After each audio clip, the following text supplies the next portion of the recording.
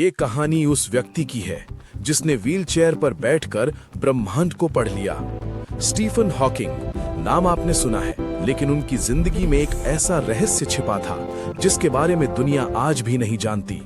कहते हैं जब हॉकिंग रात को अकेले अपने कंप्यूटर पर काम करते थे तो स्क्रीन पर एक अजीब सा पैटर्न बार बार उभर आता था। एक कोड जो किसी इंसान का नहीं था बल्कि खुद ब्रह्मांड का लग रहा था। ये पैटर्न एक तरह का कॉस्मिक टाइम टेबल था, जैसे कोई ब्रह्मांड खुद में छिपे भविष्य के राज भेज रहा हो। ब्लैक होल रेडिएशन में ये कोड छिपा हुआ था, जहां नॉइज और सिग्नल के बीच एक परफेक्ट क्लॉक पैटर्न दिखाई देता था, मानो किसी ने स्पेस टाइम को हैक कर दिया हो। हॉकिंग ने इस बारे में किसी को कुछ नहीं बताया।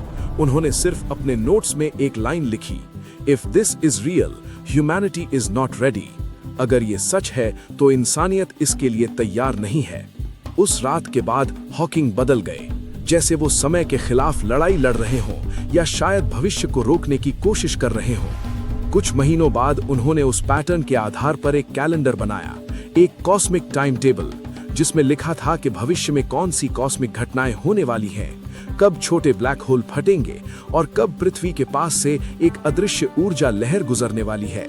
लेकिन सबसे डरावना हिस्सा था टाइम टेबल की आखिरी लाइन, द फाइनल एको 2032, अंतिम प्रतिध्वनि 2032। हॉकिंग की मौत से कुछ दिन पहले उनका लैपटॉप अचानक रीसेट हो गया, सारा डेटा मिट गया, टाइम टेबल, नोट्स, सब कुछ।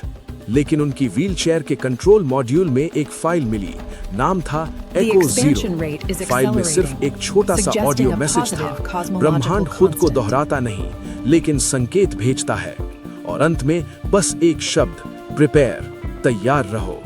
स्टीफन हॉकिंग ने हमें दो सच दिए, पहला कि ज्ञान डर से बड़ा होता है, और दूसरा कि रहस्य हमेशा आसमान में नहीं छिपे होते, कभी कभी वे हमारे समय में ही लिखे होते हैं। शायद वो टाइम टेबल सिर्फ विज्ञान नहीं था बल्कि मानवता को दी गई चेतावनी थी, और शायद आज भी हम सब उसी एको का हिस्सा बन रहे हैं बिना जाने।